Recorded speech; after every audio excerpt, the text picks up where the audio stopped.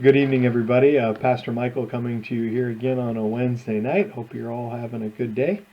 Um, uh, just got done a little while ago watching our governor, Tim Walz from Minnesota here, talking about extending the stay-at-home order. Perhaps some of you saw this as well today. Extended the stay-at-home order for our state until May 4th.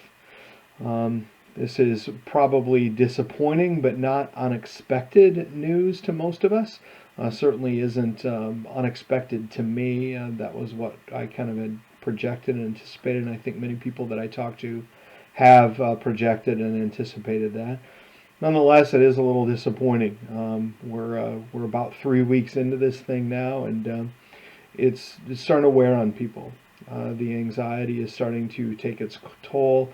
I hear about more and more people, not just in my circles, but in broader circles as well, who are just struggling with the time frame for this, that it continues to stretch out and be longer, and the mental toll that this takes on people can be very debilitating and very, very stressful.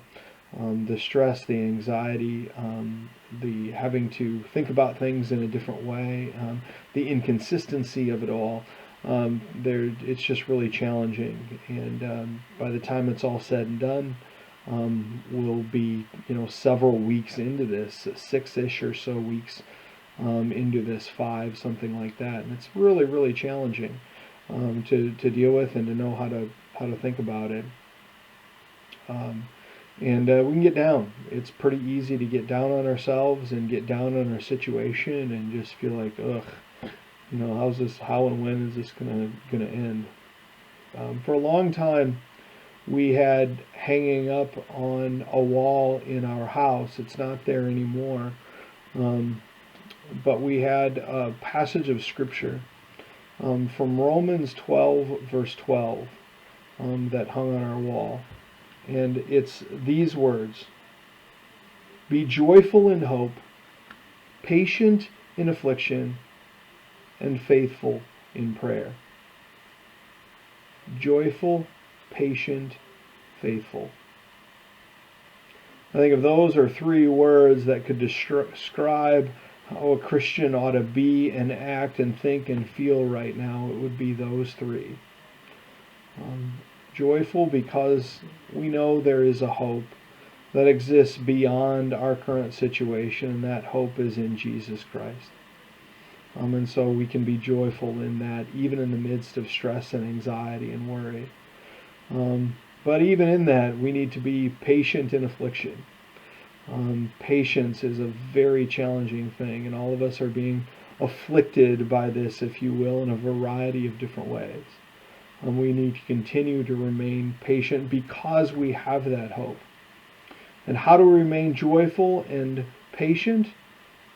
Well, by being faithful in prayer.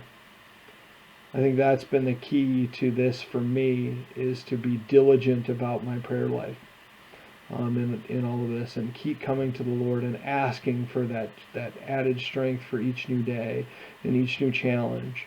And each new situation that comes up in the midst of all of this. I think Paul in Romans presents these in a very logical order. Joyful in hope, patient in affliction, faithful in prayer. I think there's a logical progression that exists there. We can be joyful because we can be joyful in hope, we can be patient in affliction, and we can be joyful and patient because and by being faithful in prayer.